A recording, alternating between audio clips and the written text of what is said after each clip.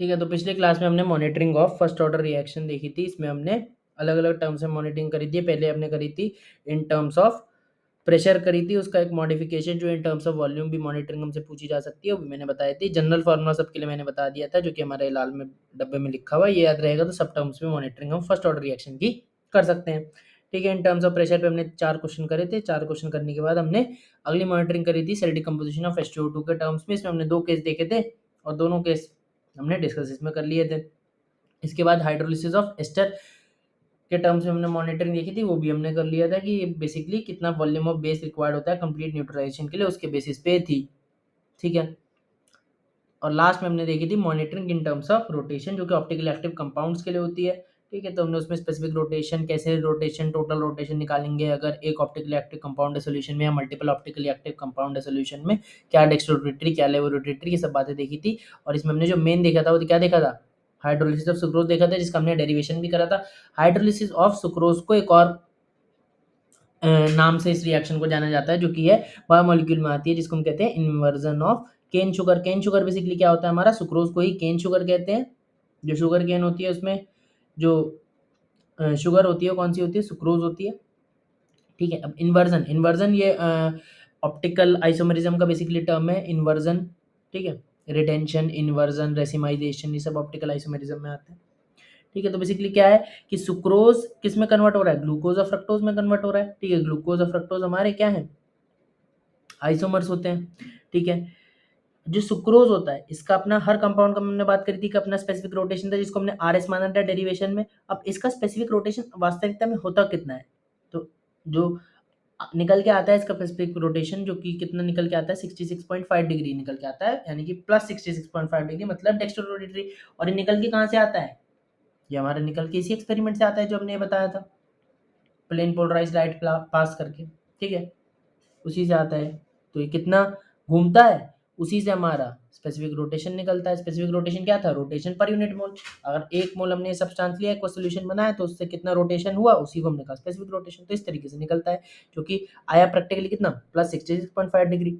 ऐसे ही जब ये कन्वर्ट हो गया ग्लूकोज और फ्रक्टोज में, तो ग्लूकोज और फ्रक्टोज का भी स्पेसिफिक रोटेशन कितना है, ग्लूकोज का है 52.5 डिग्री, प्लस 52.5 डिग्री, और फ्रक्टोज का है माइनस 92 डिग्री। यानी कि सुक्रोज हमारा डेक्स्ट्रो रोटेटरी, ग्लूकोज भी डेक्स्ट्रो रोटेटरी, और फ्रक्टोज लेवो रोटेटरी। अब सुक्रोज हमारा डेक्स्ट्रो रोटेटरी था, लेकिन जो प्रोडक्ट बने उसमें एक डेक्स्ट्रो रोटेटरी और एक लेवो रोटेटरी, लेकिन जो लेवो रोटेटरी यानी कि फ्रक्टोज जो है उसका मैग्नीट्यूड ज़्यादा है, मैग्नीट्यूड ज़्यादा है, और ग्लूकोज जो कि डेक्स्ट्रो रोटेटरी है उसका मैग्नीट्यूड कम है। तो ओवरऑल जो प्रोडक्ट वाला साइड, प्रोडक्ट वाला सोल्यूशन है कैसा है, डेक्स्ट्रो रोटेटरी या लेवो रोटेटरी, लेवो रोटेटरी। ठीक है।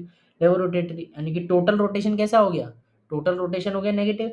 टोटल रोटेशन नेगेटिव क्योंकि स्पेसिफिक रोटेशन है, तो एक ही मोल के बारे में बात हो रही है, तो सारा अमाउंट तो दोनों का एक एक मोल ही है। तो टोटल रोटेशन कैसा हो जाएगा, टोटल रोटेशन हो जाएगा नेगेटिव, यानी कि प्रोडक्ट वाला कैसा सोल्यूशन है, प्रोडक्ट वाला सोल्यूशन हमारा लेवो रोटेटरी है। सुक्रोज जो कि डेक्स्ट्रो रोटेटरी था, वो अल्टीमेटली कन्वर्ट किस में हो गया, टोटल सोल्यूशन कैसा बन गया, लेवो रोटेटरी, यानी कि डेक्स्ट्रो रोटेटरी से टोटल सोल्यूशन बन गया। पहले से था total solution dextro rotatory, ultimately total solution product बनने पे हो गया लेवो रोटेटरी। तो इसी वजह से कहा, क्योंकि डेक्स्ट्रो से लेवो हो गया, इसी वजह से कहा इसे इन्वर्जन। ठीक है। तो इसीलिए इस रिएक्शन को कहते हैं इन्वर्जन। केन शुगर मतलब सुक्रोज का इन्वर्जन हो रहा है। ठीक। ये बात बायोमोलिक्यूल में भी आती है और इम्पोर्टेंट भी है, एनसीईआरटी में गिवन है। अगला टॉपिक पे चलते हैं, जो कि हमारा कंबाइंड रिएक्शन। कंबाइंड रिएक्शन होती क्या है, सबसे पहले तो ये बात लिख लो। ठीक है। तो simultaneously running,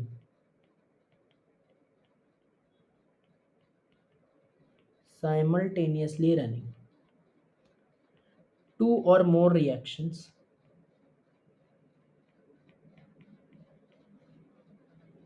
in which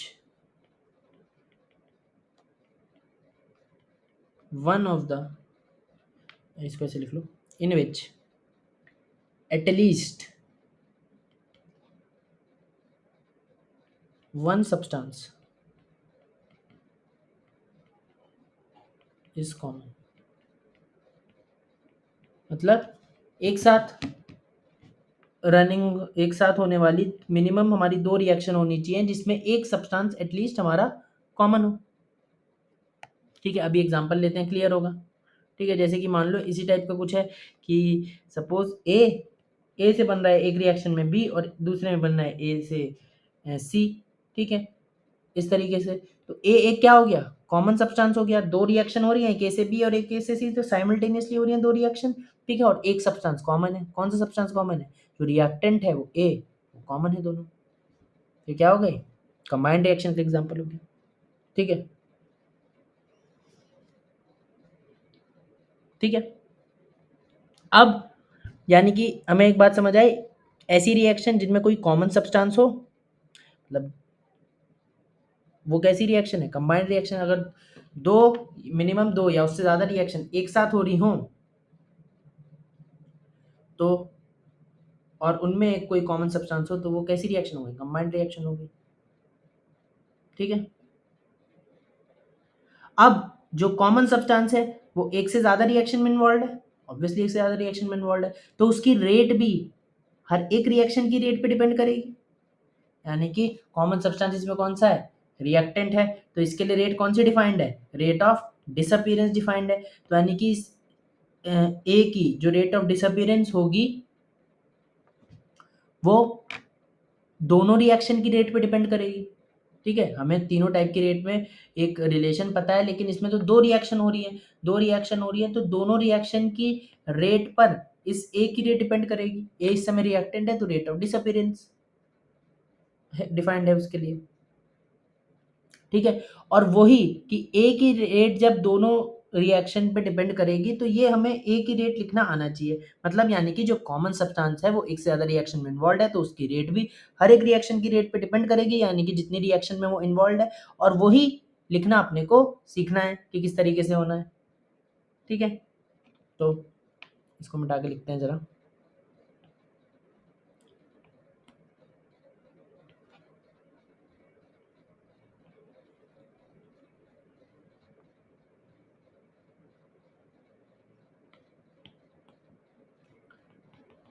for the common substance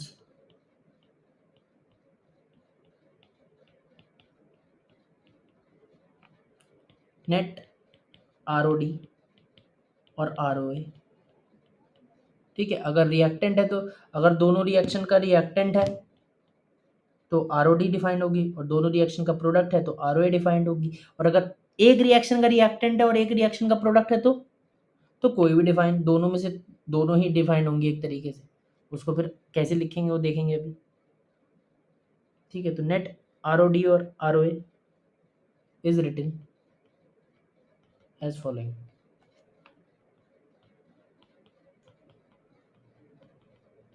ठीक है। तो एग्जाम्पल लेते हैं और उससे समझते हैं, ठीक है। तो ए से वही लेते हैं, ए से बन रहा है बी, ठीक है, मान लो ये रिएक्शन बैलेंस्ड है, ठीक है, और ए से बन रहा है सी, मान लो 2C, ठीक है, ये रिएक्शन भी बैलेंस्ड है, ठीक है। अब जो ए से बी रिएक्शन हो रही है उसका रेट है सपोज R1। जब एरो के ऊपर ऐसे रेट लिखा है तो जरूर ये कौन सी रेट होगी, आर ओ डी नहीं हो सकती, आर ओ ए नहीं हो सकती, जरूर आर ओ आर होगी, ठीक है। और ए से जो 2C रिएक्शन हो रही है इसका रेट है R2। अब ए क्या है, कॉमन सब्सटेंस।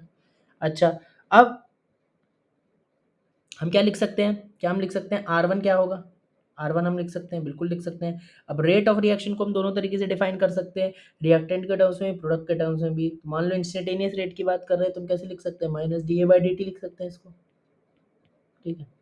और इसको कैसे लिख सकते हैं, D B by D T भी लिख सकते हैं,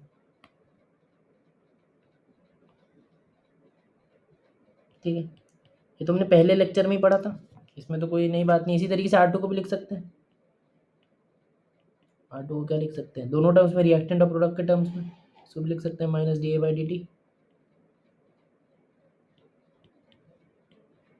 ठीक है।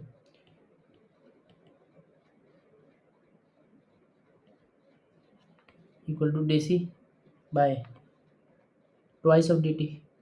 ट्वाइस क्यों आया, क्योंकि इसका स्टोइक्यू रेट ऑफ रिएक्शन जो होती है उसमें स्टोइक्योमेट्रिक कोफिशिएंट भी आता है। अभी तक स्टोइक्योमेट्रिक कोफिशिएंट 1 था तो आया नहीं, यहाँ पे सी में स्टोइक्योमेट्रिक कोफिशिएंट 2 है तो आ गया, ठीक है।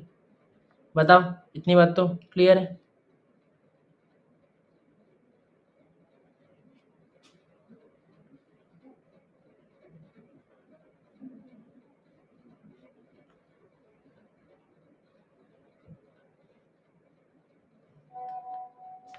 ठीक,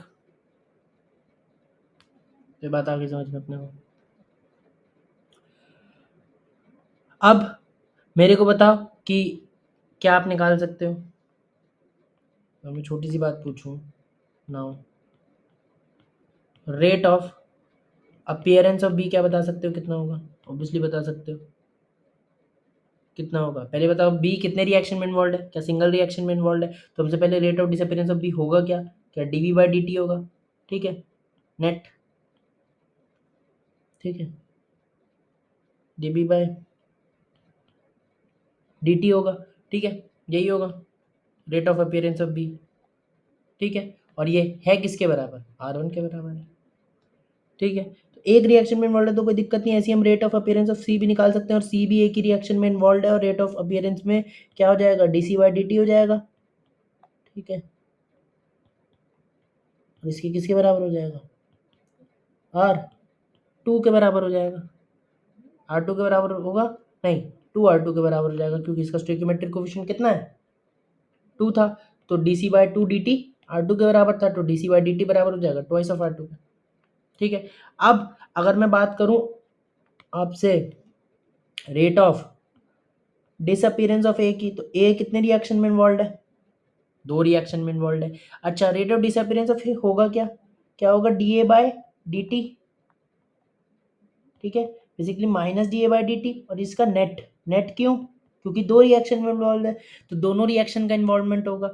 अगर एक रिएक्शन का होता तो हम सिंपली लिख देते, ठीक है, बेसिकली है भी ये नेट ही, ये भी D B by D T net है, ये भी D B by D T D C by D T net है, लेकिन क्योंकि एक ही रिएक्शन में इन्वॉल्व है तो ये तो सीधा आ गया। लेकिन अब इसमें दोनों कंपोनेंट आएगा, आर वन का भी कंपोनेंट आएगा और आर टू का भी कंपोनेंट आएगा, ठीक है। अब पहली रिएक्शन से minus D A by D T कितना आ रहा है? आर वन, और दूसरी रिएक्शन से minus D A by D T कितना आ रहा है? R two. हमें क्या निकालना है? D A minus D A by D T net निकालना है। तो पहली रिएक्शन से आ रहा है आर वन, दूसरी रिएक्शन से आ रहा है आर टू, तो क्या हो जाएगा? Rate of disappearance of A R one plus R two, simple, दोनों रिएक्शन का इन्वॉल्वमेंट है ना, ठीक है। समझो, ए साथ ही साथ बी में भी कन्वर्ट हो रहा है, साथ ही साथ सी में भी कन्वर्ट हो रहा है, तो रेट ऑफ डिसअपीयरेंस तो ज़्यादा ही होगा ना। खाली ए बी में कन्वर्ट हो रहा होता तो रेट ऑफ डिसअपीयरेंस होता आर वन, अगर ए खाली सी में कन्वर्ट हो रहा होता तो रेट ऑफ डिसअपीयरेंस होता आर टू। लेकिन अब ए साथ ही साथ दोनों जगह हो रहा है तो जल्दी जल्दी खत्म हो रहा है, तो ऑब्वियसली आर वन से तो आर वन या आर टू से तो ज़्यादा ही होगा, और होगा कितना? R one plus R two, ठीक है। और निकाला कैसे? ये तो कॉमन सेंस से था, लेकिन निकाला कैसे? ये ऐसे करना, ऐसे ही है, कॉमन सेंस नहीं लगानी है, गलत भी हो सकता है उससे। बोलो बोलो जल्दी,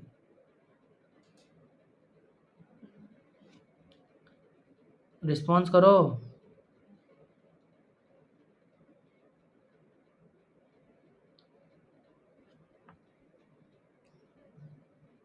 ठीक, अब आगे बढ़ते हैं, एक और एग्जांपल लेते हैं। अगला एग्जांपल की बात करें हम, तो सपोज ए ऐसी कोई रिवर्सिबल रिएक्शन से बोल लेते हैं,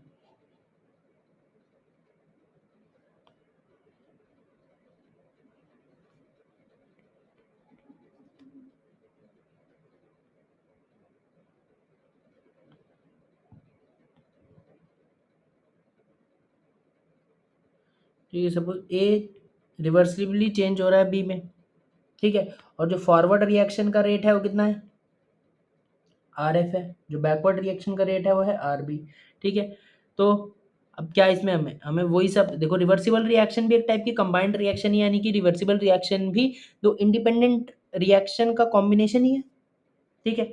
लेफ्ट टू राइट अगर बात करें तो क्या है? फॉरवर्ड रिएक्शन है। राइट टू लेफ्ट बात करें तो क्या? Backward reaction. तो दो साइमल्टेनियसली रिएक्शन है, दो रिएक्शन जो कि साइमल्टेनियसली हो रही है, और उसमें एटलीस्ट एक सब्सटेंस क्या होना चाहिए? कॉमन होना चाहिए। इसमें तो दोनों ही सब्सटेंस कॉमन है, ठीक है। तो ये भी एक कैसी कंबाइंड रिएक्शन हो गई, ठीक है। अगर मैं बात करूं आर एफ की, तो आर एफ कितना होगा? क्या हम निकाल सकते हैं? निकाल सकते हैं, rate of forward reaction. Forward reaction है उसके लिए ए रिएक्टेंट है और बी प्रोडक्ट है, दोनों के टर्म्स में निकाल सकते हैं, रिएक्टेंट के टर्म्स में कितना हो जाएगा minus D A by D T, product के टर्म्स में कितना हो जाएगा D B by D T.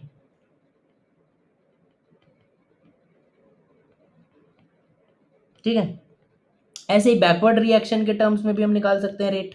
ठीक है, जो बैकवर्ड रिएक्शन है उसके लिए क्या बी है हमारा रिएक्टेंट, तो उसके टर्म्स में रेट क्या हो जाएगा minus D B by D T, और ए है प्रोडक्ट, तो उसके टर्म्स में क्या हो जाएगा प्लस या simply D A by D T. बोलो।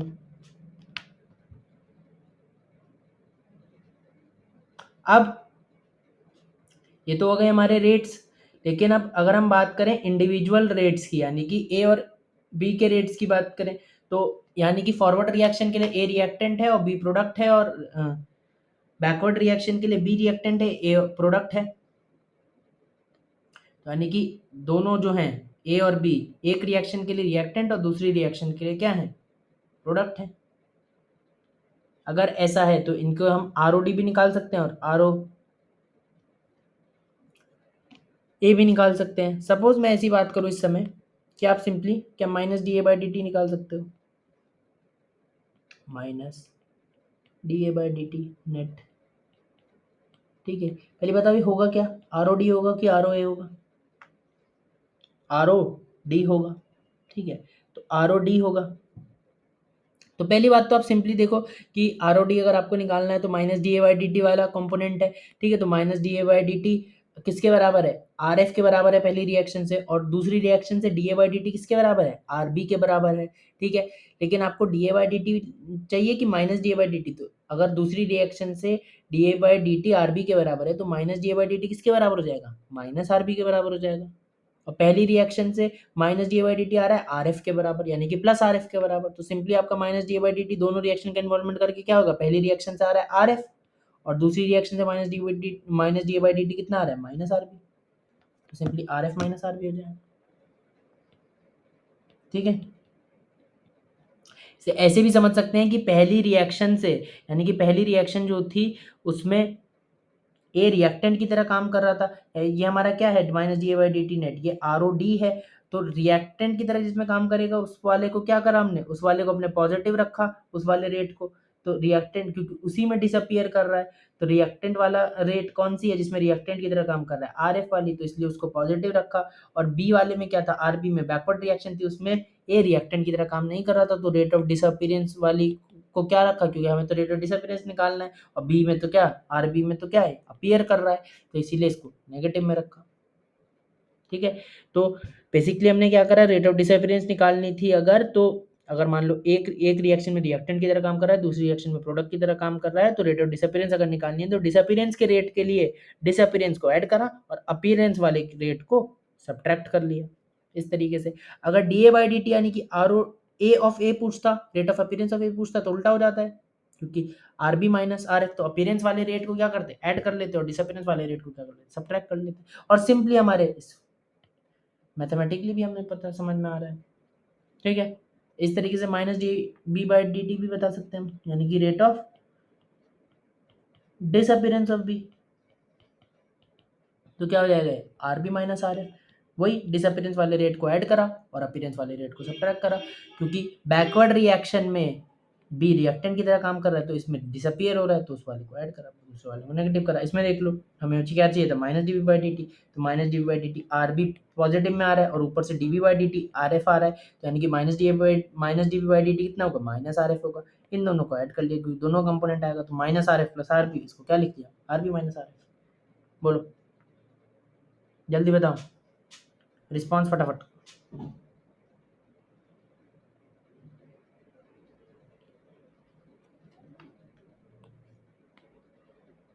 ठीक है,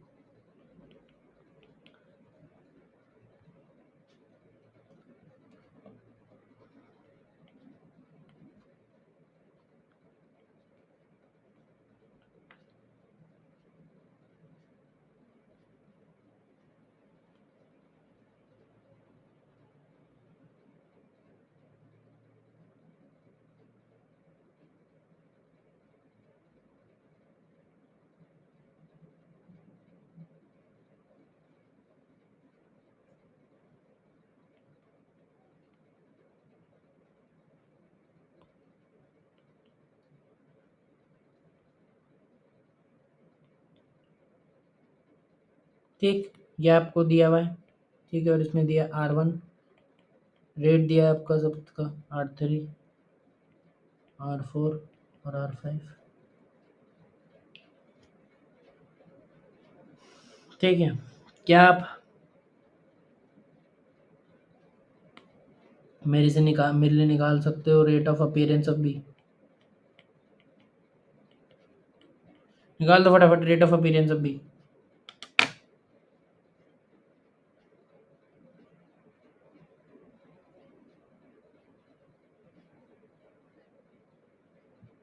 जल्दी जल्दी लो।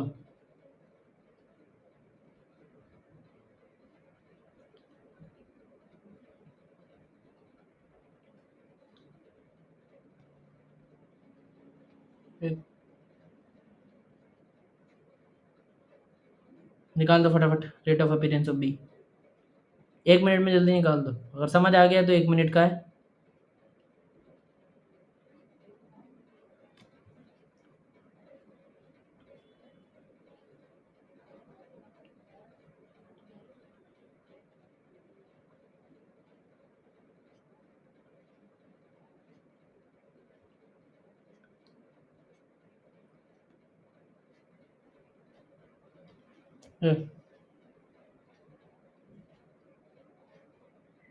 करो, मैं इतना अगला क्वेश्चन लिखता हूँ।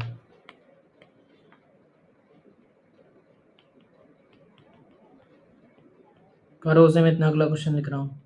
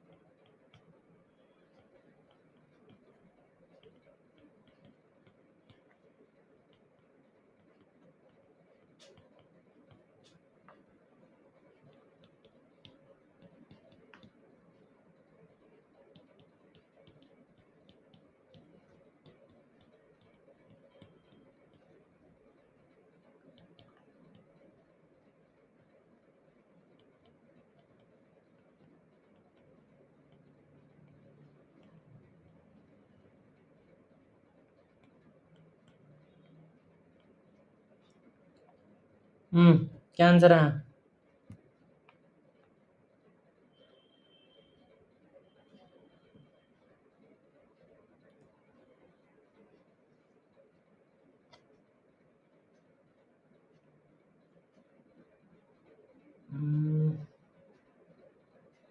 क्या है ये?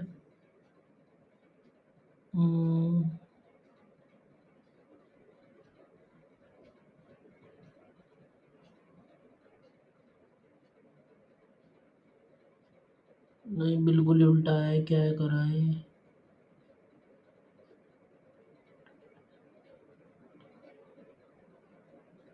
एकदम उल्टा आंसर निकाला है। ठीक है, रेट ऑफ अपीयरेंस पूछा था, शायद तुमने डिसअपीयरेंस निकाल दिया। ठीक है, rate of appearance of B, पहले बात तो होगा क्या कि d B by D t होगा, plus d B by D T, यानी कि simply d B by D T. ठीक है, नेट। ठीक है, और किस किस रिएक्शन में बी अपीयर हो रहा है, बताओ क्या?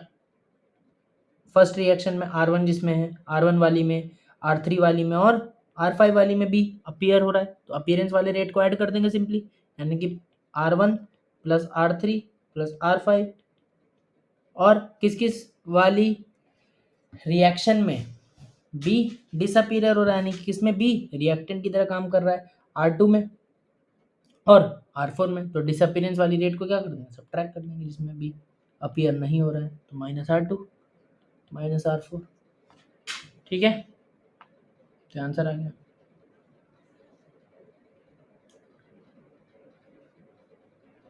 ठीक है,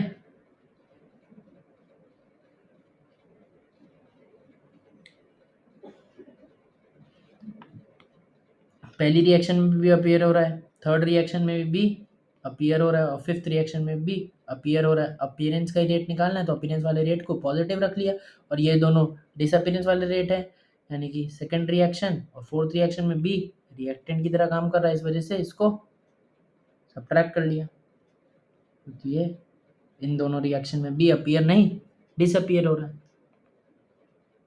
ठीक,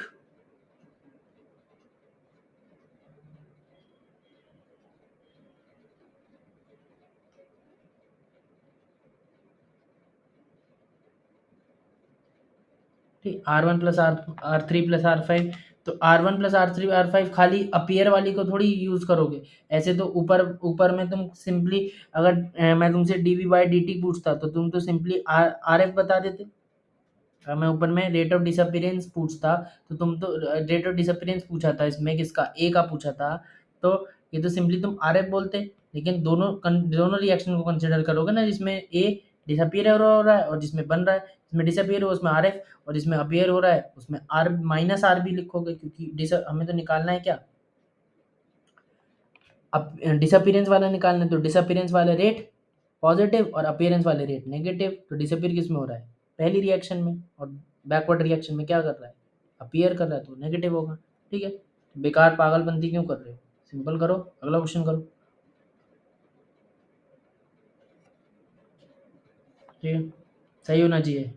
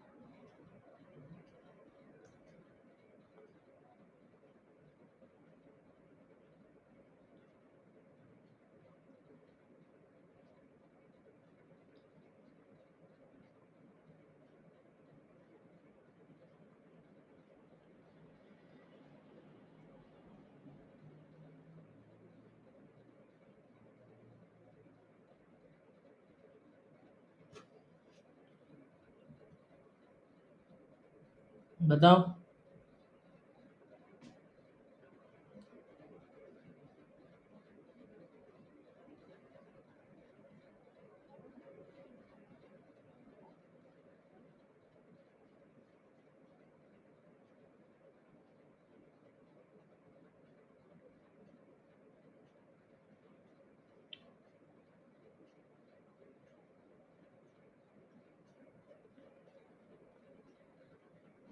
जल्दी बताओ क्या आंसर है।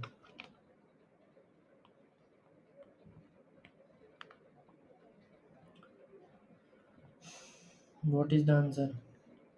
ये क्वेश्चन आया हुआ है जेई मेन 2019 में, जनवरी अटेम्प्ट का एक क्वेश्चन था। What is the answer.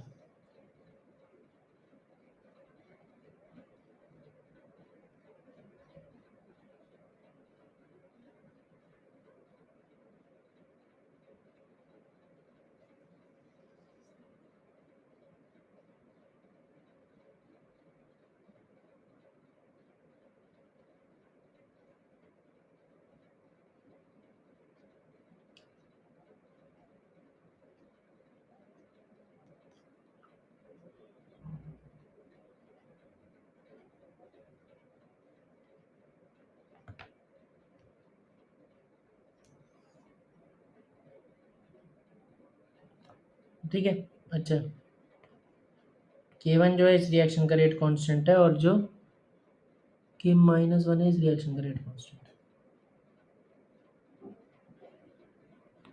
ठीक है, अब बताओ।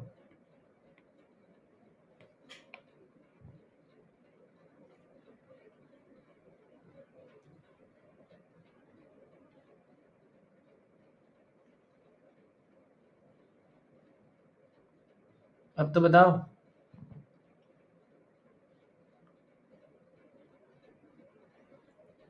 क्यों, क्या होगा? बिल्कुल ठीक आंसर। ठीक है, तो देखो, एलिमेंट्री रिएक्शन है मतलब पार्शियल ऑर्डर जो होंगे वो स्टोइकोमेट्रिक कोफिशिएंट के बराबर होंगे। ठीक है, तो आगे पीछे दोनों से एलिमेंट्री है, जब एलिमेंट्री बोल रहा है तो आगे पीछे दोनों से एलिमेंट्री है। ठीक है, तो हमसे क्या D A by D T पूछ रहा है। ठीक है, D A by D T पूछ रहा है, तो हम क्या, जो फॉरवर्ड रिएक्शन है उसका के वन यानी कि जिसका रेट कांस्टेंट है उसको मान लिया आर वन रेट है उसका। ठीक है, तो रेट क्या होगा, rate equal to rate constant into reactant की कंसंट्रेशन। रिएक्टेंट क्या है इसमें, ए टू है। ठीक है, फॉरवर्ड रिएक्शन के लिए रिएक्टेंट क्या है, ए टू है, और इसका पार्शियल ऑर्डर तो वन ही माने क्योंकि एलिमेंट्री रिएक्शन है। ठीक है, तो पार्शियल ऑर्डर क्योंकि स्टोइकोमेट्रिक कोएफिशिएंट के बराबर होता है। ठीक है, ऐसे ही दूसरी रिएक्शन का रेट सपोज हमने मान लिया आर टू। ठीक है, तो ये किसके बराबर होगा, या आप आर कुछ भी मान लो, आर माइनस वन मान लो, यानी कि बैकवर्ड है तो उसको माइनस वन, जब इसका कह रहा है कि के माइनस वन है तो आर माइनस वन मान लिया, उससे कोई फर्क नहीं पड़ेगा। ठीक है, अब चल तो आर एफ आर भी मान लो।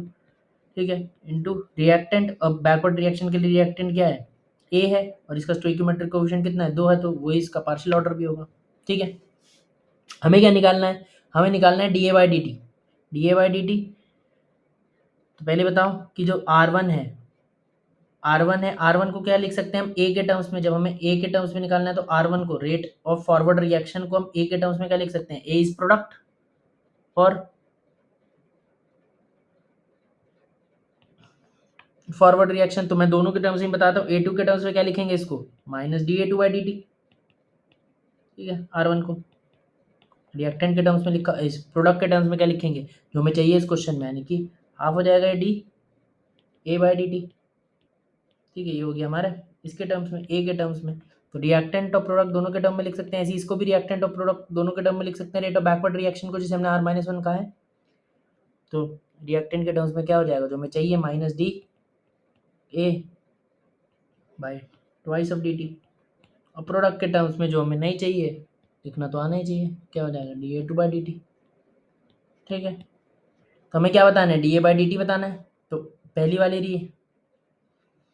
तो अब हमें R one R minus one तो नहीं दिया, लेकिन हमें के वन और के माइनस वन के टर्म्स में इस टर्म्स में दिया है, तो हमें पता है कि अभी तक तो हम क्या कर रहे थे, D A by D T किसके बराबर हो जाता था, ट्वाइस ऑफ आर वन के, लेकिन हमें आर वन तो नहीं दिया ना, तो रेट लॉ से इसको बराबर लिख लिया। तो d A by D t ऊपर वाली रिएक्शन से किसके बराबर आया, two k one A two की into concentration of A two, twice of k one into concentration of A two, ऊपर वाली रिएक्शन से है, और नीचे वाली रिएक्शन से D A by D T किसके बराबर आएगा, basically minus D A by D t दिया है, तो minus D A by D T बराबर आएगा twice of k minus one into concentration of A, इसके स्क्वायर के बराबर। ठीक है, लेकिन ये माइनस आया, तो आपको D A by D T चाहिए, तो माइनस आप यहाँ भी लगा दोगे, तो क्योंकि d A by D t फिर बराबर हो जाएगा minus of twice of k minus one into concentration of A का स्क्वायर। तो पहले और पहले पहले से आ रहा है टू, पहले से आ रहा है to k one A two की पावर वन, तो कहाँ है to k one A two की पावर वन, किस में है, बी और डी तो वैसे ही हट गए। ठीक है, ए और सी हो सकता है, और अब देख लो नीचे वाले से क्या आ रहा है, नीचे वाले से तो बताया ना, d A by D t आएगा माइनस। ठीक है, तो माइनस दोनों में है, twice of k minus one A concentration of A, इसका स्क्वायर, तो पहला ऑप्शन हो गया। बोलो, तो net d A by D T तो हुआ।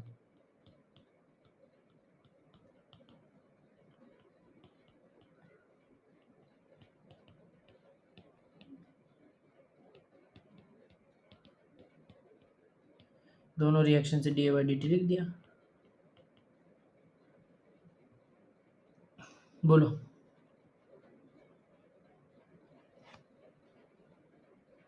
बस क्या था, रेट को डिफरेंशियल रेट लॉ लिखना था, और तो ऑप्शन से समझ में आ रहा है कि किस टर्म्स में दिया है, तो अप्रोच क्या नहीं आ रही समझ में, डिफरेंशियल रेट लॉ लिखना नहीं आता तो क्या करोगे तुम।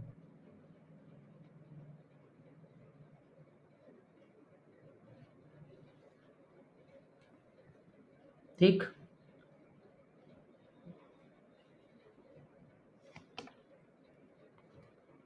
तो पहली बात तो होमवर्क अब कहाँ तक कर सकते हो, क्वेश्चन जो तुम लोग कर सकते हो वो है एक्सरसाइज वन में अप टू क्वेश्चन नंबर 49, और एक्सरसाइज टू के भी अप टू क्वेश्चन नंबर 49 यहाँ तक आप कर सकते हैं।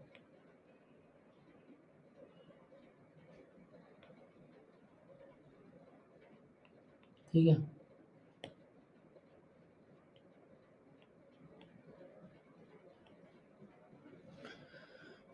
ये एक बात हुई। ठीक है, आगे बढ़ते हैं। ठीक है, बीच में कुछ जेई स्पेसिफिक टॉपिक्स हैं, उनको अलग से कवर करेंगे। अब आगे बढ़ते हैं ट्रांजिशन स्टेट थ्योरी पे।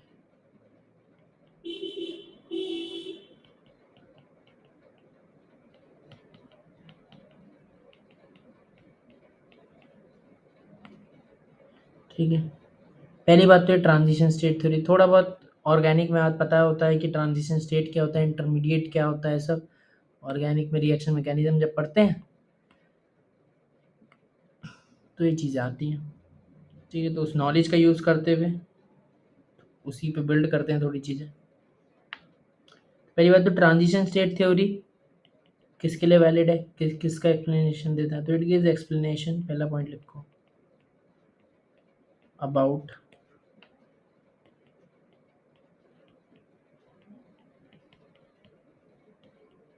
The mechanism of a bimolecular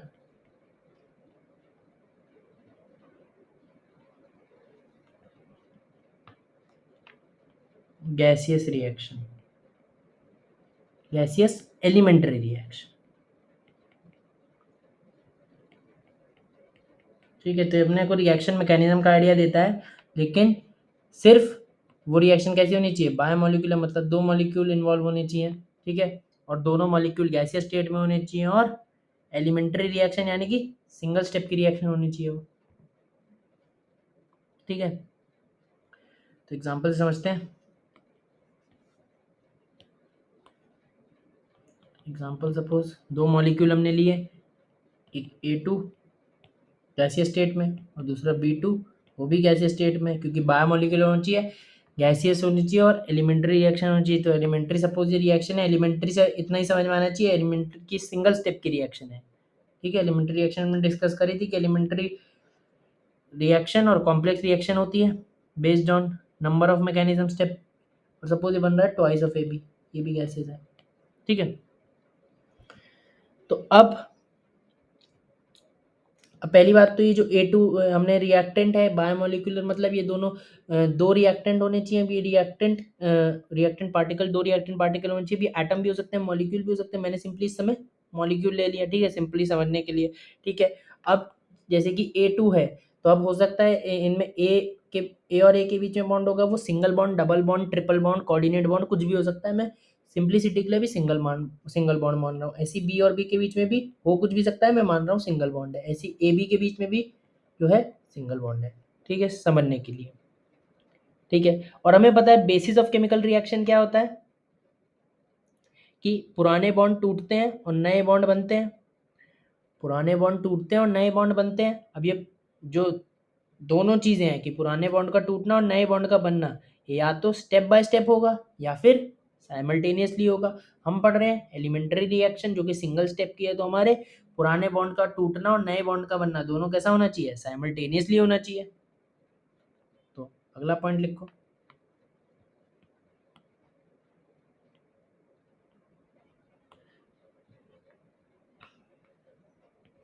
if above reaction is elementary,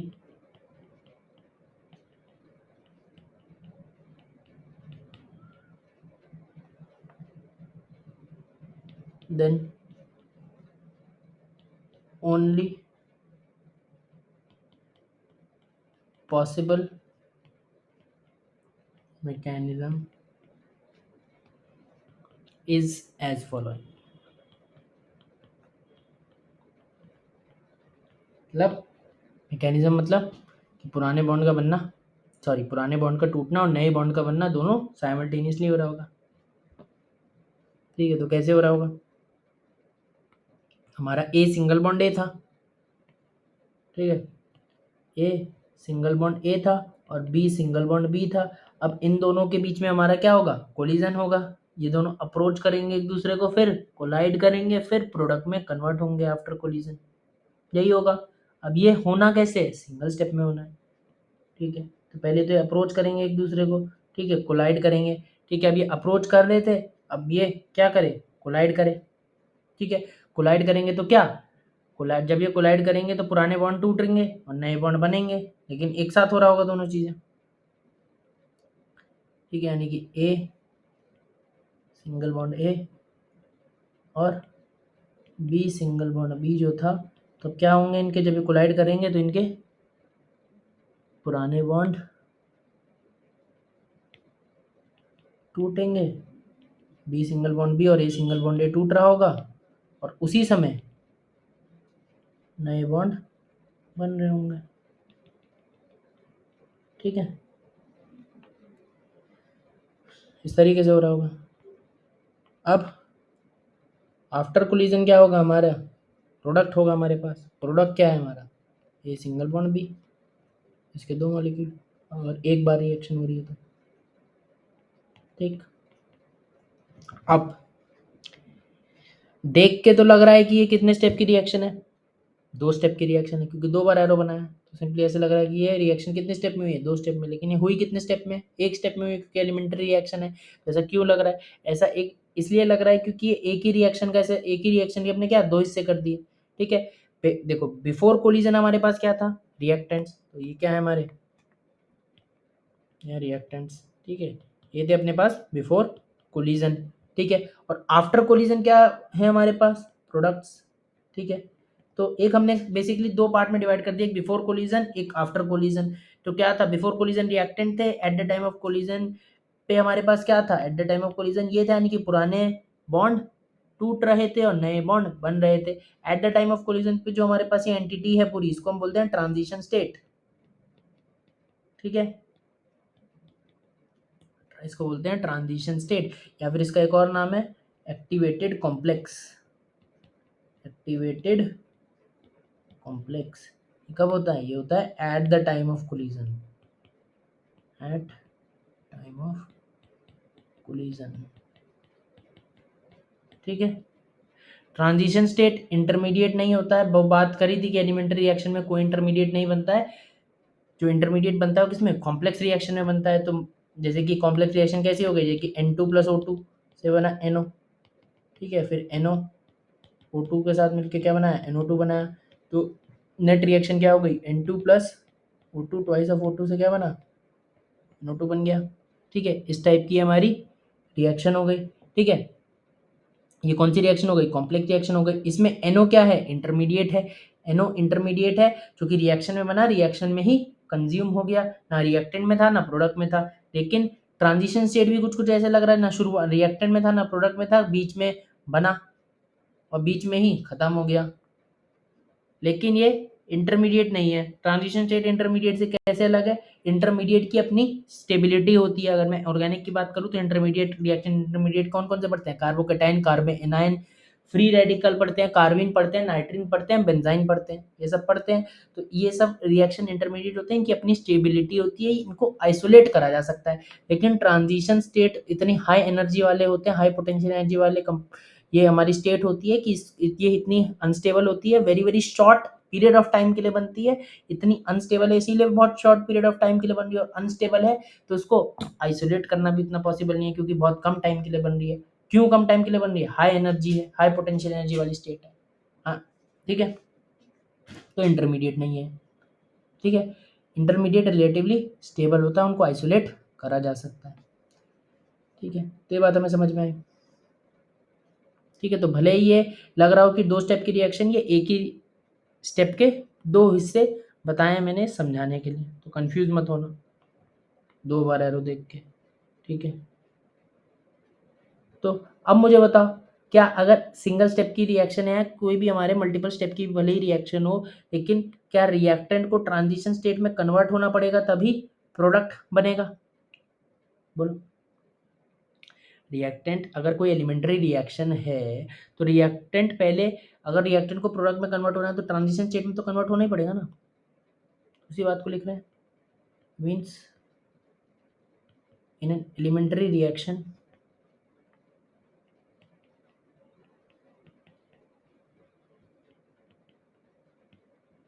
reactants convert into products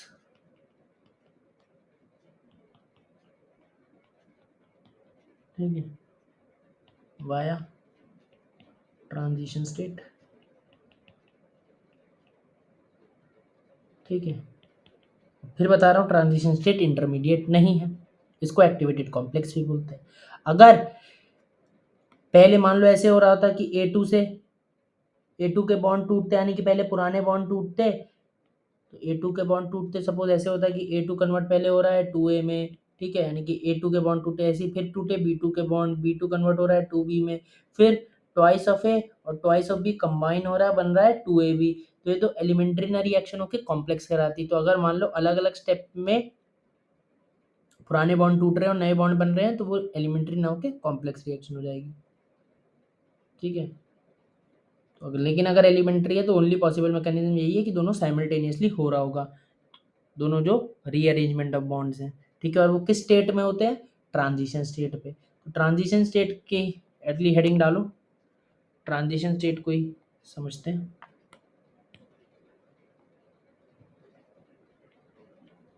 ठीक है व्हाट इज ट्रांजिशन स्टेट इसका दूसरा नाम पढ़ा ही है एक्टिवेटेड कॉम्प्लेक्स तो ऊपर लिख ही दिया है नीचे बार बार नहीं लिख रहा हूँ एक्टिवेटेड कॉम्प्लेक्स कहते हैं इसे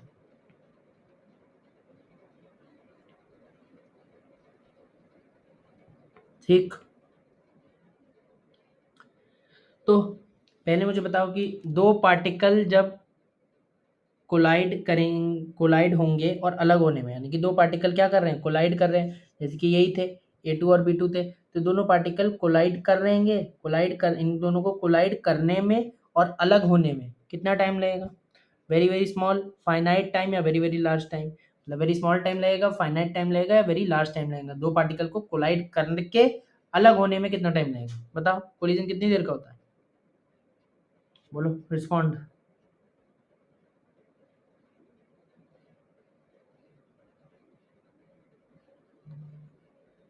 ठीक है वेरी स्मॉल टाइम लगेगा ठीक है ना जो जो पार्टिकल को कोलाइड करने में बहुत छोटा टाइम लगता है हम देखते भी है नॉर्मल जिंदगी में भी जो कोलिजन होते हैं बहुत छोटे टाइम के लिए होते हैं जो मान लो कभी हेड ऑन कोलिजन होता है मान लो दो गाड़ियों के बीच में भी तो बहुत छोटे टाइम के लिए होता है उसका इम्पैक्ट बहुत ज़्यादा होता है लेकिन टाइम तो बहुत छोटा ही होता है अगर मैं इनकी बात करूँ पार्टिकल्स की तो इनकी जो कोलिजन फ्रीक्वेंसी होती है वो 10⁻6 हर्ट्ज होती है पार्टिकल्स की कोलिजन फ्रीक्वेंसी होती है 10⁻6 हर्ट्ज होती है यानी कि 10⁻6 कोलिजन हो रहे होते हैं किसमें एक सेकंड में तो एक कोलिजन कितने टाइम के लिए हो रहा है 10⁻⁻6 सेकंड यानी कि माइक्रो सेकंड के ऑर्डर का हो रहा है ठीक है तो डेटा याद नहीं रखना लेकिन 10⁻⁻6 सेकंड में कोलिजन हो रहा है और एक कोलिजन जब इतने कम देर के लिए हो रहा है तो यानी कि जो कोलिजन और हो किस स्टेट में रहा है ट्रांजिशन स्टेट में हो रहा है यानी कि जो ये ट्रांजिशन स्टेट है ये बहुत ही कम देर के लिए 10⁻⁻6 सेकंड के लिए क्योंकि इतनी सी देर में कोलाइड करके खत्म हो गया तो ट्रांजिशन स्टेट की भी तो इतनी देर के लिए हुई 10⁻⁻6 सेकंड के लिए क्योंकि eight the time of collision he transition state है ना कोलिजन से पहले है ना कोलिजन के बाद है जब कोलिजन हो रहा है तभी है बस और कोलिजन कितनी देर के लिए हो रहा है 10⁻⁻6 सेकंड के लिए एक कोलिजन की बात करें तो इतने कम देर के लिए हो रहा है तो जरूरी कैसी होगी ट्रांजिशन स्टेट हाईली अनस्टेबल होगी हाईली अनस्टेबल है इसीलिए आइसोलेट नहीं कर सकते हैं क्यों और अनस्टेबल क्यों है क्योंकि इसकी पोटेंशियल एनर्जी बहुत ज़्यादा है ठीक है तो पहली बात तो ट्रांजिशन स्टेट में हो क्या रहा है रीअरेंजमेंट ऑफ बॉन्ड्स हो रहे हैं रीअरेंजमेंट ऑफ बॉन्ड्स मतलब पुराने रिश्ते टूट रहे हैं नए रिश्ते बन रहे हैं और एलिमेंट्री रिएक्शन हो रही है तो दोनों साथ साथ हो रहे हैं और कॉम्प्लेक्स रिएक्शन है तो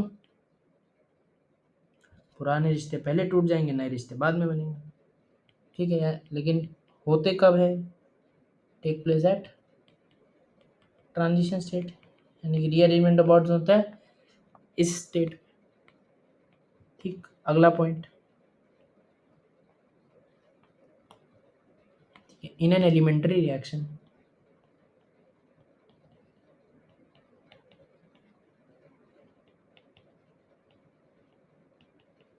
since transition state is least stable. ठीक है, ट्रांजिशन स्टेट कैसी है, लीस्ट स्टेबल है। ठीक है, इतना तो बता दिया कि ट्रांजिशन स्टेट कैसी है, लीस्ट स्टेबल है। Hence it's potential energy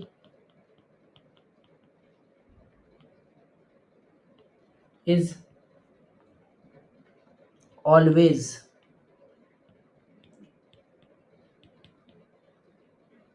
greater than of both reactants and products। तो इतनी बात तो हमें पहले भी पता है कि पोटेंशियल एनर्जी और स्टेबिलिटी में इनवर्स का रिलेशन होता है। पोटेंशियल एनर्जी ज़्यादा तो stability come and vice versa. अब इतना ही पता लगे कि ट्रांजिशन स्टेट हाईली अनस्टेबल है, तो यानी कि रिएक्टेंट्स और प्रोडक्ट दोनों से ही अनस्टेबल है। तो दोनों की पोटेंशियल एनर्जी, रिएक्टेंट और प्रोडक्ट की दोनों की पोटेंशियल एनर्जी ट्रांजिशन स्टेट से कम होगी क्योंकि उनकी स्टेबिलिटी ज़्यादा है। ठीक है, लेकिन इसका ये मतलब नहीं है कि रिएक्टेंट और प्रोडक्ट की पोटेंशियल एनर्जी सेम होगी, ये नहीं कह रहा हूँ। दोनों की पोटेंशियल एनर्जी सेम हो या ना हो, किसी की भी कम किसी की भी ज़्यादा हो, लेकिन उनकी जो पोटेंशियल एनर्जी होगी वो ट्रांजिशन स्टेट की पोटेंशियल एनर्जी से हमेशा कम होगी। क्यों? क्योंकि transition state is highly unstable, वो दोनों रिएक्टेंट और प्रोडक्ट से कम स्टेबल होता है। ठीक है, और इतना भी हमें पता है, पिछले में हमने पॉइंट देखा है कि अगर एलिमेंट्री रिएक्शन है तो रिएक्टेंट को पहले प्रोडक्ट में अगर कन्वर्ट होना है तो उनको पहले ट्रांजिशन स्टेट में पहुंचना होगा। ठीक है, तो एक ऐसी समझो जैसे कि मान लो रिएक्टेंट्स था। ठीक है, तो रिएक्टेंट को क्या थोड़ी हायर एनर्जी में जाना है, हायर एनर्जी में जाना है, हायर एनर्जी स्टेट जिसे हमने कहा ट्रांजिशन स्टेट में कन्वर्ट होना है और फिर प्रोडक्ट बनेगा, यही है। तो रिएक्टेंट कैसी एनर्जी वाली स्टेट है, लो एनर्जी वाली स्टेट है, और इसको किस में जाना है, हाई एनर्जी में जाना है, हाई एनर्जी स्टेट में, जो कि ट्रांजिशन स्टेट है। फिर हाई एनर्जी वाली स्टेट को लो एनर्जी वाली स्टेट यानी कि प्रोडक्ट में कन्वर्ट होना है। अब इतना हमें नॉलेज है कि अगर लो एनर्जी से जाना है हाई एनर्जी में तो एनर्जी को क्या करना पड़ेगा, एब्जॉर्ब करना पड़ेगा। ठीक है, और उसके बाद अगर ट्रांजिशन स्टेट से प्रोडक्ट बनना है यानी कि हाई एनर्जी स्टेट से लो एनर्जी स्टेट में आना है तो एनर्जी क्या होगी, रिलीज होगी। तो एनर्जी रिलीज होगी। ठीक, तो अभी वही एक ही रिएक्शन के दो हिस्से हैं, पहले रिएक्टेंट से ट्रांजिशन स्टेट में गया फिर ट्रांजिशन स्टेट से प्रोडक्ट बना, एक ही स्टेप है लेकिन दो हिस्से करके बताया। तो अब बताओ अगर एनर्जी अब्जॉर्ब ज़्यादा होगी और एनर्जी रिलीज कम होगी तो रिएक्शन कैसी हो जाएगी, एंडोथर्मिक हो जाएगी। ठीक है, एनर्जी अब्जॉर्ब ज़्यादा होगी और एनर्जी रिलीज कम होगी तो रिएक्शन हो जाएगी एंडोथर्मिक। ठीक है, और अगर एनर्जी रिलीज ज़्यादा होगी और एनर्जी अब्जॉर्ब कम होगी तो रिएक्शन कैसी हो जाएगी, एक्सोथर्मिक हो जाएगी। ठीक, तो रिएक्टेंट को प्रोडक्ट में कन्वर्ट होना है तो पहले high energy state transition state में जाएगा और फिर transition state high energy state से लो एनर्जी स्टेट यानी कि प्रोडक्ट में कन्वर्ट होगा। अगर एनर्जी अब्जॉर्ब ज़्यादा एनर्जी रिलीज के कंपैरिजन में तो एंडोथर्मिक रिएक्शन, और अगर एनर्जी रिलीज ज़्यादा है एनर्जी अब्जॉर्ब के कंपैरिजन में तो एक्सोथर्मिक रिएक्शन। ठीक है, आगे बढ़ते हैं।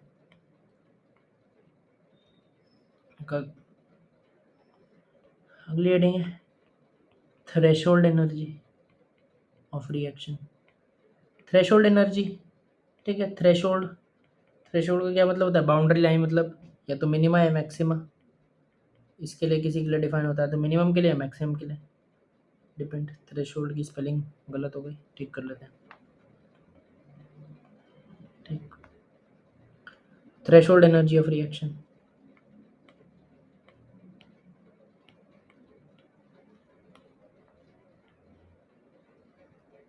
ठीक है, तो पहली बात तो है क्या, it is the minimum total energy, it is the minimum total energy. ठीक है, that must be possessed, that must be possessed by reactants या बाय रिएक्टेंट पार्टिकल्स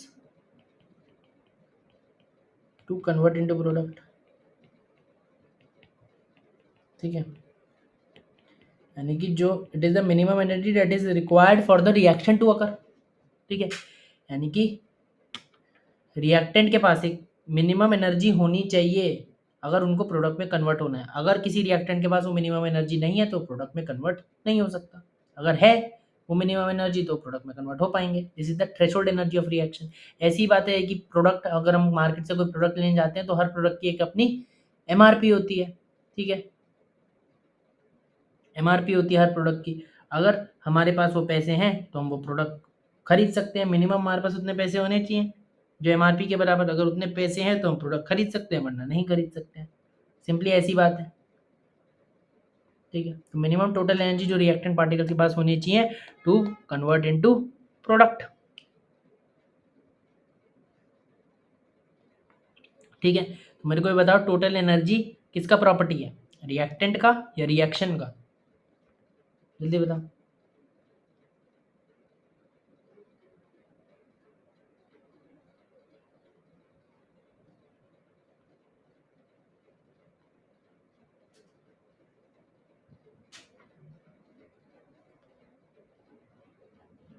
बताओ।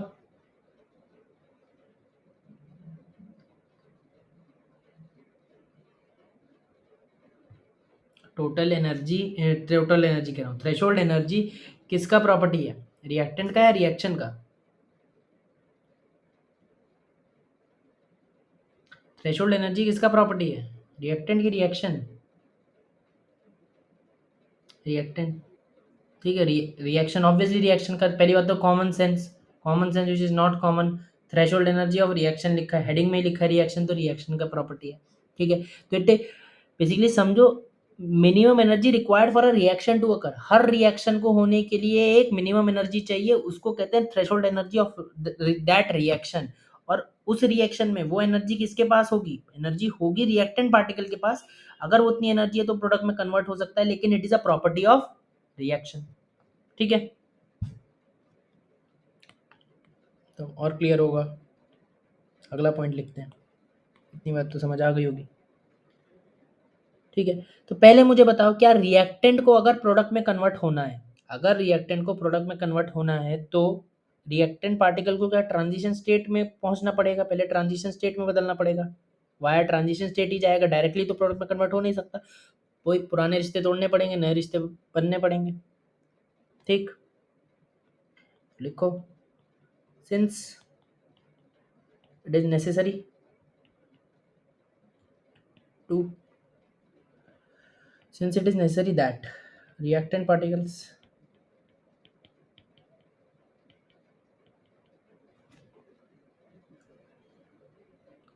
reach to transition state to convert into products,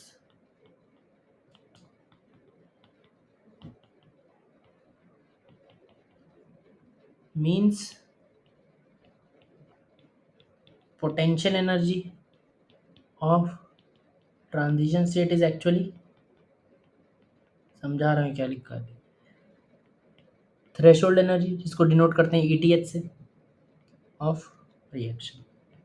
ठीक है, तो पहली इतना तो बात समझ आए कि रिएक्टेंट को अगर प्रोडक्ट में कन्वर्ट होना है तो उन्हें ट्रांजिशन स्टेट पे जाना पड़ेगा, और ट्रांजिशन जो स्टेट होती है वो हाई पोटेंशियल एनर्जी वाली स्टेट होती है, इतनी बात भी हमें पता है। ठीक है, तो यानी कि रिएक्टेंट को अगर ट्रांजिशन स्टेट में कन्वर्ट होना है, जो यानी कि ट्रांजिशन स्टेट जो हाई पोटेंशियल एनर्जी वाली स्टेट है, ठीक है, इसमें कन्वर्ट होना ज़रूरी है। तो यानी कि जो यही जो potential energy of transition state है, यही तो मिनिमम एनर्जी रिक्वायर्ड हो गई। मतलब इतनी एनर्जी होनी चाहिए, टोटल एनर्जी इतनी चाहिए जिससे रिएक्शन हो पाए। क्योंकि अगर कोई भी रिएक्टेंट ट्रांजिशन स्टेट तक पहुंच गया तो वो प्रोडक्ट में तो कन्वर्ट हो ही जाएगा। ठीक, तो this is the minimum energy required for a reaction to occur. ठीक है, तो हम क्या कह सकते हैं कि potential energy of transition state कि यही हमारी क्या है, हाई एनर्जी वाली स्टेट है। यही बराबर किसकी हो गई, थ्रेशोल्ड एनर्जी ऑफ रिएक्शन के। ठीक है, ठीक है, मान लो इसको थोड़ा समझते हैं। ठीक है, मान लो कोई स्कॉलरशिप एग्ज़ाम है, उसकी कोई स्कॉलरशिप एग्ज़ाम निकलते रहते हैं, कोई भी स्कॉलरशिप एग्ज़ाम है, मान लो एनटीए ने ही निकाल दिया कोई स्कॉलरशिप एग्ज़ाम, उसकी रजिस्ट्रेशन फ़ी है सपोज़ 2000 रुपये। ठीक है, ठीक है, रजिस्ट्रेशन फ़ी है उसकी 2000 रुपये।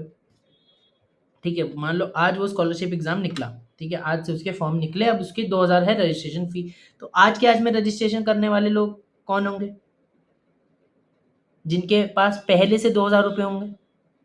ठीक है, वो आज के आज में रजिस्टर कर देंगे। जिनके पास नहीं है 2000 रुपये, क्या करेंगे? ठीक है, वो माँगेंगे, मतलब उधार लेंगे मतलब माँगेंगे, मम्मी पापा से माँगेंगे। अगर अपनी सेविंग्स हैं 2000 की तो आज ही रजिस्टर कर देंगे, नहीं तो मम्मी पापा से माँगेंगे। ठीक है, लेकिन मान लो तुम लोगों के पास 2000 रुपये नहीं थे, लेकिन कुछ तो होंगे, ऐसा तो है नहीं कि ज़ीरो होंगे, 100-200 रुपये कुछ तो होंगे। ठीक है, और बाकी आप कहाँ से लोगे? मम्मी पापा से लोगे, इस तरीके से। ठीक है, लेकिन अगर मान लो 2000 आप सब जोड़ जाड़ के 2000 नहीं कर पाए, मान लो 1800 ही कर पाए, तो क्या आप एग्ज़ाम दे पाओगे?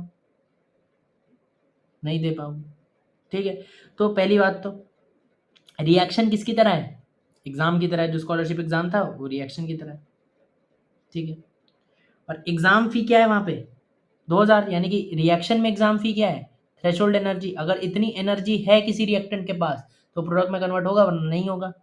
ऐसे ही कि दो, अगर फ़ी है आपके पास एग्ज़ाम फ़ी, तो आप एग्ज़ाम दे सकते हो, वरना नहीं दे सकते हो। ठीक है, तो जिसने थ्रेशोल्ड एनर्जी भर दी, जिसके पास थ्रेशोल्ड एनर्जी है, वो रिएक्शन में पार्ट ले सकता है, प्रोडक्ट में कन्वर्ट हो सकता है, वरना नहीं हो सकता। ठीक है, और फ़ी भरने में ये मैटर नहीं करता कि आपके पास कितना था और कितना उधार लिया, बस आपका टोटल आपके पास कितना था वो मैटर करता है। ठीक है, तो ऐसे ही हर रिएक्शन का एक थ्रेशोल्ड एनर्जी होता है, जिसको हम क्या कहते हैं? Minimum energy required for the reaction to occur. वो मिनिमम एनर्जी जिस भी रिएक्टेंट के पास होगा वो उस रिएक्शन में पार्टिसिपेट कर जाएगा, बाकी नहीं करेंगे, और जो कर जाएगा वो यानी कि प्रोडक्ट में कन्वर्ट हो पाएगा। ठीक है, सब समझ में आया कि व्हाट इज थ्रेशोल्ड एनर्जी? बोलो। ठीक है, और इससे एक बात और भी समझ में आई कि थ्रेशोल्ड एनर्जी तो टोटल एनर्जी है जितनी चाहिए हो रिएक्टेंट पार्टिकल को टू कन्वर्ट इनटू प्रोडक्ट, लेकिन क्या रिएक्टेंट पार्टिकल के पास कुछ अपनी भी पोटेंशियल एनर्जी होगी? वही बात कि आपकी स्कॉलरशिप एग्जाम के लिए 2000 फीस थी, तो आपको टोटल फी जो चाहिए थी वो तो आपकी थ्रेशोल्ड एनर्जी थी 2000 रुपये, लेकिन आपके पास कुछ भी तो कुछ पैसे थे 200-300 रुपये, तो यानी कि आप क्या हो? रिएक्टेंट हो, तो रिएक्टेंट के पास अपनी भी तो कुछ पोटेंशियल एनर्जी है, बाकी कुछ उसे एक्स्ट्रा एनर्जी चाहिए। ठीक है, एक्स्ट्रा एनर्जी कहाँ से आएगी? अभी तो हमने उधार की बात करी अपने जो हमने बात करी एनालॉजी में, लेकिन अब ये जो एक्स्ट्रा एनर्जी चाहिए होगी वो कहाँ से आएगी, उस पर बात करेंगे अभी। ठीक है, लेकिन रिएक्टेंट के पास अपनी खुद की भी पोटेंशियल एनर्जी होगी, ये बात तो समझ आ रही है?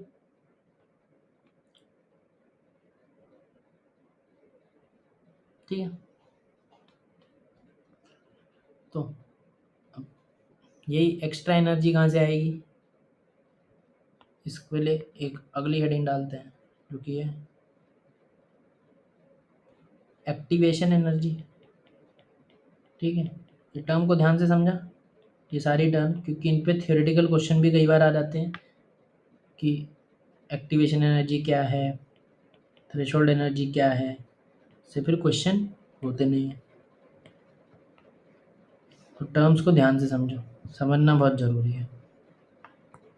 न्यूमेरिकल तो आप कर लोगे इन पे, इतने हार्ड नहीं है, लेकिन थ्योरेटिकल क्वेश्चन गड़बड़ कर देता है इनमें। ठीक है, तो पहली बात एक्टिवेशन एनर्जी ऑफ रिएक्शन। ठीक है, तो एक्टिवेशन एनर्जी भी किसकी प्रॉपर्टी है? रिएक्शन की प्रॉपर्टी है। ठीक है, थ्रेशोल्ड एनर्जी भी रिएक्शन की प्रॉपर्टी। तो फॉर अ पर्टिकुलर रिएक्शन, पहला पॉइंट लिखो। ठीक है, for a particular reaction all reactant particles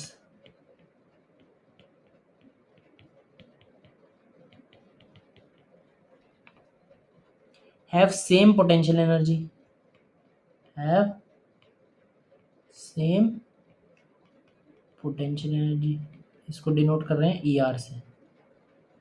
ठीक है, विच इज लेसर, देन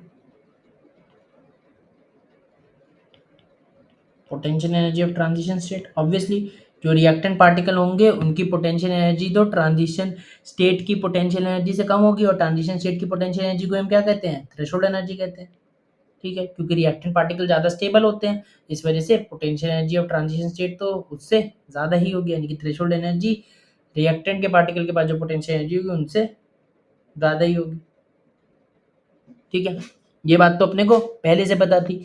तो नई बात अपने को कुछ इसमें लग रही है कि एक गैस सैंपल में जितने भी रिएक्टेंट पार्टिकल होंगे उनकी पोटेंशियल एनर्जी कैसी होगी, सेम होगी, जिसको हम डिनोट कर रहे हैं ई आर से। तो अब ये सेम वाली बात क्या है, ये नई बात है, इसको समझते हैं। तो पहली बात, ये सेम कैसे हुई, तो पहली बात बताओ पोटेंशियल एनर्जी क्या है। Potential energy due to position in conservative force, यही होता है potential energy due to position in conservative force. और नॉर्मली कंजर्वेटिव फोर्स हम कौन सा कंसिडर करते हैं, ग्रेविटेशनल फोर्स काउंट होता है। अच्छा, लेकिन क्या गैस पार्टिकल के ऊपर ग्रेविटेशनल फोर्स लगता है, नहीं लगता है। ठीक है, और ना यहाँ पे कोई इलेक्ट्रिक फील्ड मैग्नेटिक फील्ड भी नहीं है। ठीक है, तो वो वाला कंपोनेंट भी नहीं आ सकता कंजर्वेटिव फोर्स में। ठीक है, तो गैस पार्टिकल के बीच में कौन सा फोर्स लगता है, कौन सा फोर्स हुआ, ये कौन सा पढ़ते हैं हम, गैसीय स्टेट में पढ़ते हैं, रियल गैस में। ठीक है, कौन सा, इंटरमोलिकुलर अट्रैक्टिव फोर्स और इंटरमोलिकुलर रिपल्सिव फोर्स। अच्छा, अब ये पहली बात तो रिएक्शन है, रिएक्शन तो प्रैक्टिकली सिचुएशन में है, तो प्रैक्टिकल सिचुएशन में हम कौन सी बात करेंगे, रियल गैस की क्या आइडियल गैस की, रियल गैस की। तो हम इंटरमोलिकुलर अट्रैक्टिव फोर्स और इंटरमोलिकुलर रिपल्सिव फोर्स को कंसिडर करेंगे। ठीक है, वैसे तो है नहीं कि रिएक्शन कोई हवा में हो रही है, आइडियल तो बस आइडियल चीज़ है जो कि हम थ्योरेटिकल कॉन्सेप्ट है तो। ठीक है, तो एक गैस सैंपल में सबके लिए अट्रैक्टिव फोर्स और अट्रैक्टिव फोर्स या रिपल्सिव फोर्स जो भी होगा, एक गैस सैंपल में उस अलग अलग गैस पार्टिकल होंगे, उनके सबके लिए अट्रैक्टिव या रिपल्सिव फोर्स जो भी होगा वो सेम होगा या अलग अलग होगा, बोलो।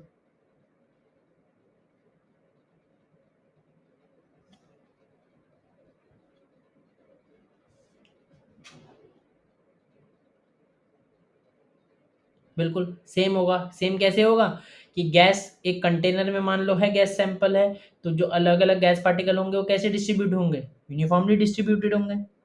ऐसा तो है नहीं कहीं एक कोने में है, पूरा यूनिफॉर्म डिस्ट्रीब्यूशन होगा एक गैस सैंपल का कंटेनर में। ठीक है, तो यानी कि इंटरमोलिकुलर डिस्टेंसेस भी कैसे होंगे, सेम होंगे। और इंटरमोलिकुलर डिस्टेंसेस अगर सेम है तो इंटरमोलिकुलर फोर्स ऑफ अट्रैक्शन हो चाहे रिपल्शन हो वो भी कैसे होंगे, सेम होंगे। तो इसी वजह से उनकी पोटेंशियल एनर्जी भी कैसी है, सेम है। ठीक है,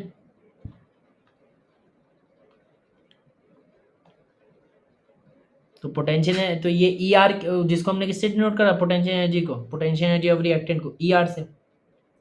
तो बेसिकली क्या है, वही है जो आपके पास पैसे पहले से थे, यानी कि जो आपकी पॉकेट मनी वगैरह थी जो एग्जाम की फीस भरने के लिए काफ़ी नहीं थी। ठीक है, क्योंकि जो potential energy of transition state है ई टी एच, यानी कि एग्जाम की जो एक्चुअल फीस रिक्वायर्ड थी वो 2000 थी, आपके पास 200-300 रुपये थे, तो आपको कुछ एक्स्ट्रा एनर्जी चाहिए। वो एक्स्ट्रा एनर्जी क्या है, वही लिख रहे हैं आप, वही समझ रहे हैं।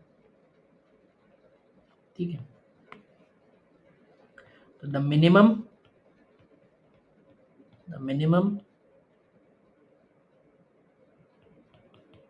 Extra energy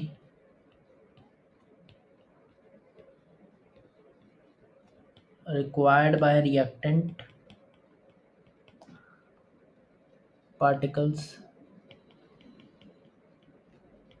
to convert into products. The minimum extra energy required by reactant particles to convert into products is called as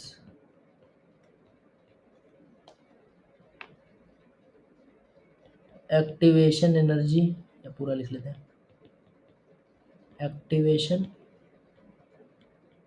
energy of reaction।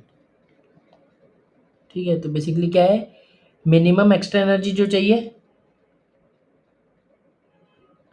किसके पास, रिएक्टेंट पार्टिकल के पास, टू कन्वर्ट इनटू प्रोडक्ट। ठीक है, तो पहले मुझे बताओ कि फॉर, मान लो एक कोई रिएक्शन होनी है, तो for a reaction to occur, मान लो कोई रिएक्शन होनी है। ठीक है, तो टोटल एनर्जी ऑफ रिएक्टेंट कितनी होनी चाहिए, minimum total energy of reactant कितनी होनी चाहिए?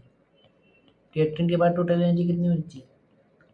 Greater than equal to threshold होनी चाहिए, मतलब मिनिमम थ्रेशोल्ड एनर्जी के बराबर होनी चाहिए, उससे ज़्यादा हो तो कोई दिक्कत ही नहीं है, ठीक है। और threshold,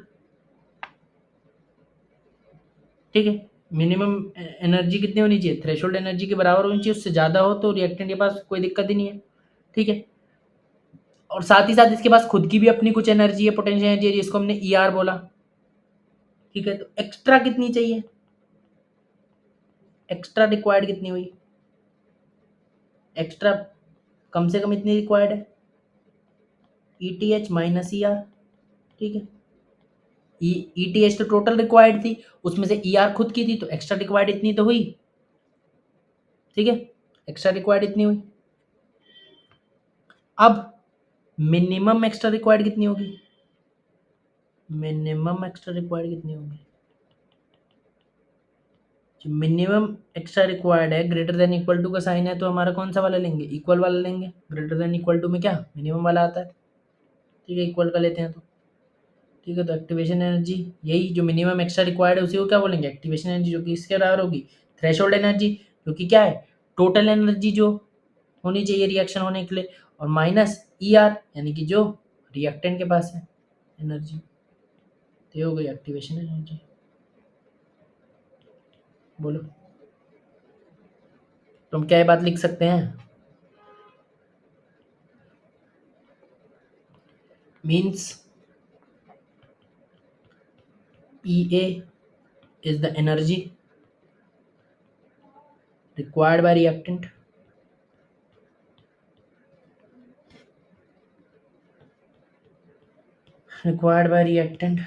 particles to reach up to transition state.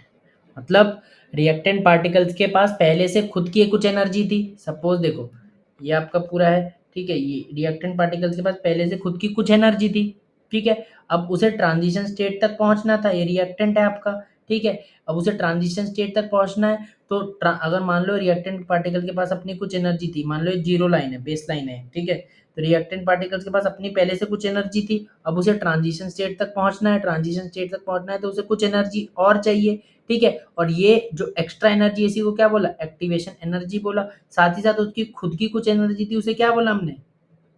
Potential energy of reactant, या फिर हमने ई आर बोला, ठीक है। और ये जो टोटल एनर्जी जितनी चाहिए, यानी कि एक्टिवेशन एनर्जी प्लस ई आर, इसको क्या बोल देंगे? ये हमारी थ्रेशोल्ड एनर्जी, जो कि थ्रेशोल्ड एनर्जी ऑफ रिएक्शन है, यानी कि potential energy of transition state है।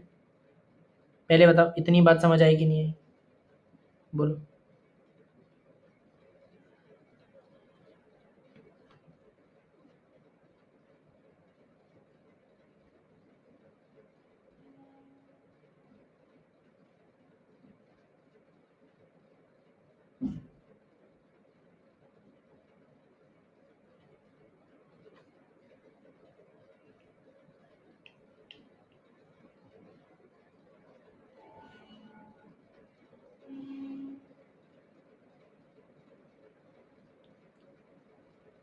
कौन सी 3 लाइन?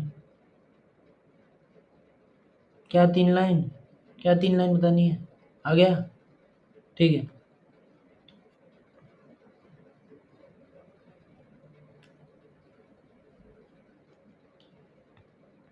ठीक है। तो इसको तो अभी देखेंगे अच्छे से।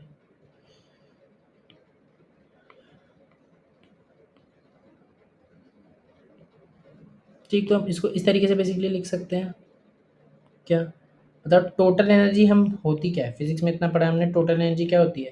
Potential energy plus kinetic energy, ठीक है। अब यहाँ पर टोटल एनर्जी रिएक्शन के टर्म में बात करें तो टोटल एनर्जी कितनी रिक्वायर्ड है? थ्रेशोल्ड एनर्जी रिक्वायर्ड है। और पोटेंशियल एनर्जी जो पहले से प्रेजेंट थी वो कितनी थी हमारे पास?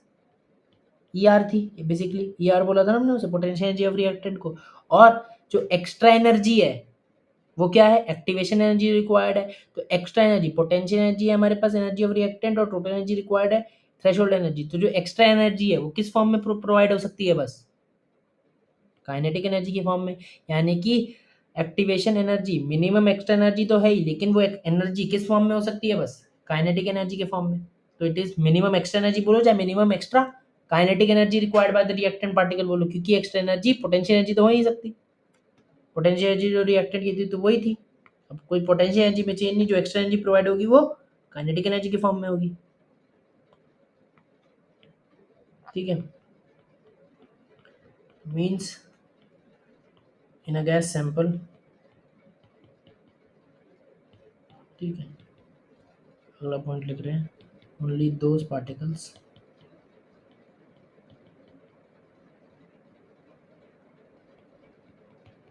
will convert into product which have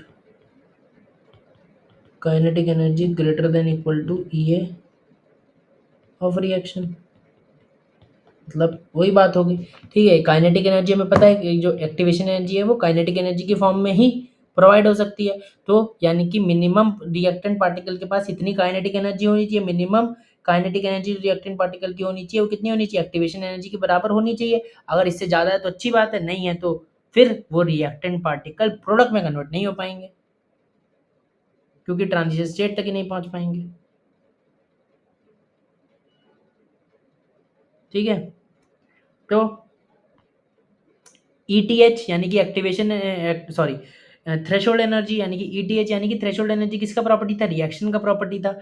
और हमारा क्या पढ़ा हमने इससे पहले? थ्रेशोल्ड एनर्जी पढ़ा, जो कि किसका प्रॉपर्टी था? रिएक्शन का प्रॉपर्टी था। इसके बाद पढ़ा एक्टिवेशन एनर्जी, जो भी किसका प्रॉपर्टी था? रिएक्शन का। और ये जो ई आर है यानी कि पोटेंशियल एनर्जी ऑफ रिएक्टेंट है, ये भी किसका प्रॉपर्टी है? रिएक्शन का, क्योंकि बेसिकली इनका डिफरेंस ही तो है, E T H minus E A equal to E R. इसको रीअरेंज करके यही तो लिख सकते हैं कि E T H minus E A equal to E R, यानी कि पोटेंशियल एनर्जी ऑफ रिएक्टेंट भी किसका प्रॉपर्टी होगा? हमारा रिएक्शन का ही प्रॉपर्टी होगा। तो ये तीनों ही बेसिकली ई ए, ई टी एच और ई आर तीनों ही प्रॉपर्टी किसके हैं? रिएक्शन के प्रॉपर्टी। ठीक है, और मिनिमम काइनेटिक एनर्जी कितनी होनी चाहिए रिएक्टेंट पार्टिकल के पास? एक्टिवेशन एनर्जी के बराबर होनी चाहिए। अगर नहीं है तो प्रोडक्ट में कन्वर्ट नहीं हो पाएंगे। 11th क्लास में पढ़ा होगा मैक्सवेल डिस्ट्रीब्यूशन कर्व गैसीय स्टेट में, मैक्सवेल डिस्ट्रीब्यूशन कर्व। ठीक है, पढ़ा होगा, कुछ ध्यान दिलाता हूँ। ठीक है, उसमें एक ग्राफ प्लॉट करते थे। ठीक है, नंबर ऑफ पार्टिकल्स के बीच में उसमें ग्राफ प्लॉट करते थे ना, gas sample at constant temperature लेते थे और उसमें ग्राफ प्लॉट करते थे नंबर ऑफ पार्टिकल्स के बीच में और स्पीड के बीच में। ठीक है, अब यहाँ स्पीड की जगह हम काइनेटिक एनर्जी, जब स्पीड के लिए कोई कर्व बन सकता है तो काइनेटिक एनर्जी क्या होती है? हाफ एम वी स्क्वायर होती है, तो उसके लिए भी एक कर्व प्लॉट कर सकते हैं।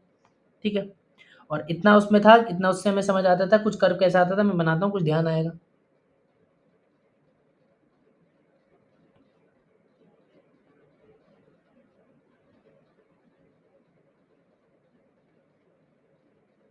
ठीक है, इस तरीके का कुछ था कर्व।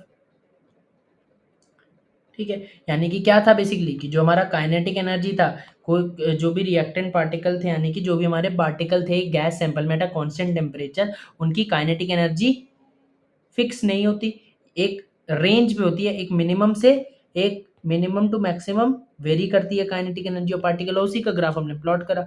मान लो ये इसमें कुछ रीडिंग होगी 10 जूल, 20 जूल, 30 जूल, तो 10 जूल वाले इतने हैं, 20 जूल वाले इतने हैं, 30 वाले इतने पार्टिकल हैं, 40 वाले इतने हैं, इसके कंपैरिजन में हम देखेंगे कितने हैं। ठीक है, और ऐसे ये मैक्स ये जो है पार्टिकल, इतने पार्टिकल की एनर्जी इतनी है। ठीक है, सपोज यहाँ पे कितना है? सपोज है हमारा 50 जूल है, सपोज कुछ भी 60 जूल है।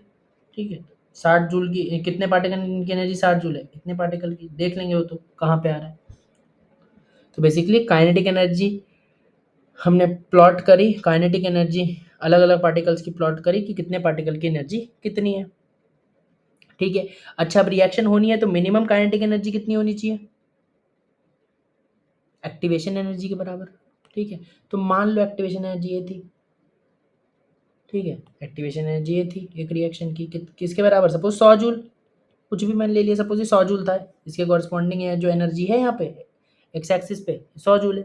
तो इससे पहले भी रिएक्टेंट, इसके पहले भी पार्टिकल्स के पास कुछ एनर्जी है, काइनेटिक एनर्जी है, लेकिन क्या वो 100 जूल से कम ही होगी। ठीक है, इस एक्सिस के इधर अगर ये 100 जूल है तो इधर तो 100 जूल से कम ही होगी। तो 100 जूल से कम जो एनर्जी है, क्या वो उनके पास काइनेटिक एनर्जी है, लेकिन क्या एक्टिवेशन एनर्जी के बराबर है?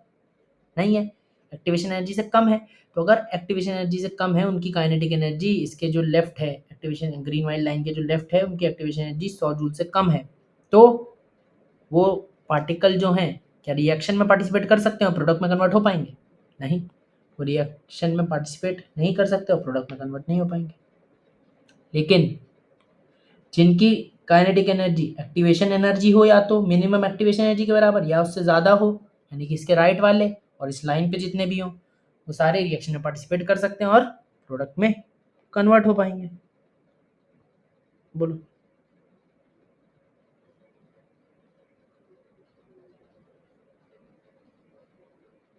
बोलो। ठीक है,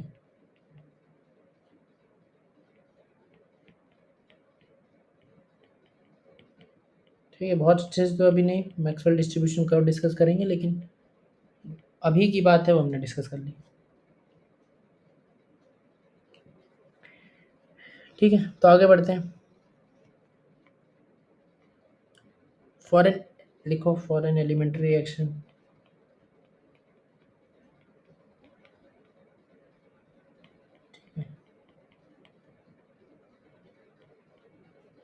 जो अभी तक हमने बात करी इसी को ग्राफ से डिस्कस करते हैं। थोड़ा बहुत मैंने अभी पहले ही बताया था।